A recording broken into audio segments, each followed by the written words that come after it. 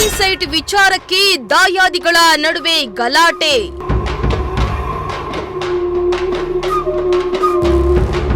ಅತ್ತಿಗೆಯ ಹೊಟ್ಟೆಗೆ ಚಾಕುವಿನಿಂದ ಇರಿದ ಪಾಪಿ.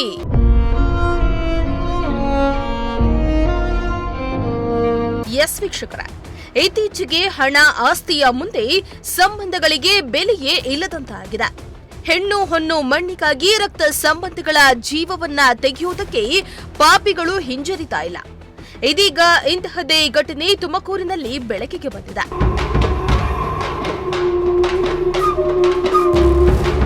ಹೌದು, ತುಮಕೂರು ತಾಲೂಕಿನ ಕೋರಾ ಬಳಿಯ ರಾಮಗೊಂಡನಹಳ್ಳಿಯಲ್ಲಿ ನಡೆದಿರುವ ಘಟನೆ ಇದು. ರಾಮಗೊಂಡನಹಳ್ಳಿ ಗ್ರಾಮದ ಹನುಮಂತರಾಯಪ್ಪ ಮತ್ತು ರವಿ ಎಂಬುವವರ ಮನೆಯವರ ನಡುವೆ ಖಾಲಿ ಸೈಟಿನ ವಿಚಾರವೊಂದಕ್ಕೆ ಆಗಾಗ ಗಲಾಟೆ ನಡೀತಾ ಇರುತ್ತಂತೆ.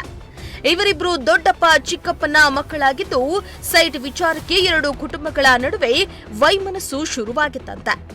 ಇದೇ ವಿಚಾರವಾಗಿ ನಿನ್ನೆ ಕೂಡ ಗಲಾಟೆ ನಡೆದಿದ್ದು, ಈ ವೇಳೆ ರವಿ ಎಂಬಾತ ಏಕಾಏಕಿ ಹನುಮಂತರಾಯಪ್ಪ ಪತ್ನಿ ಭಾಗ್ಯಮ್ಮ ಹೊಟ್ಟೆಗೆ ಚಾಕುವಿನಿಂದ 3 ಬಾರಿ ಚುಚ್ಚಿ ಹಲ್ಲೆಗೊಳಿಸಿದ್ದಾನೆ.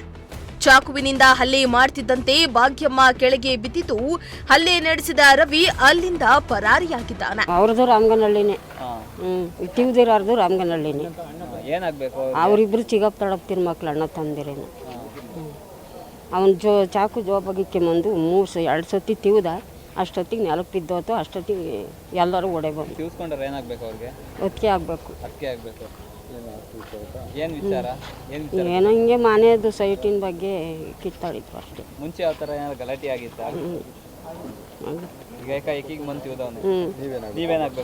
ನಾವು ಅವ್ರಿಗೆ ಒತ್ತಿಗೆ ಆಗಬೇಕು, ಆ ಹುಡುಗಿಗೆ ಅಕ್ಕ ಆಗಬೇಕು. ಮನೆ ವಿಚಾರದಾಗ ಹಿಂಗೆ ಏನೋ ಜಗಳಾಡ್ತಿದ್ರಂತೆ ಸರ್. ನಾವು ಹೋಗ್ಬೇಕು, ಅಲ್ಲೇ ಬಿದ್ದೋಗಿದ್ರು. ತಿವ್ದು ಹೊರಟೋಗ್ಯಾನ. ರವಿಕುಮಾರ್ ಅಂತ. ತಕ್ಷಣವೇ ಸ್ಥಳೀಯರು ಓಡ್ಹೋಗಿ ಆಂಬ್ಯುಲೆನ್ಸ್ ಕರೆಸಿ ಭಾಗ್ಯಮ್ಮಾಳನ್ನ ತುಮಕೂರು ಜಿಲ್ಲಾಸ್ಪತ್ರೆಗೆ ಕರೆದುಕೊಂಡು ಬಂದಿದ್ದಾರೆ. ಆದ್ರೆ 3 ಬಾರಿ ಚಾಕುವಿನಿಂದ ಇರಿದಿದ್ದ ಪರಿಣಾಮ ಭಾಗ್ಯಮ್ಮಗೆ ಗಂಭೀರ ಗಾಯವಾಗಿದ್ದ ಕಾರಣ ತುಮಕೂರು ಜಿಲ್ಲಾಸ್ಪತ್ರೆಯ ವೈದ್ಯರು ಬೆಂಗಳೂರಿನ ವಿಕ್ಟೋರಿಯಾ ಆಸ್ಪತ್ರೆಗೆ ಕಳಿಸಿಕೊಟ್ಟಿದ್ದಾರೆ.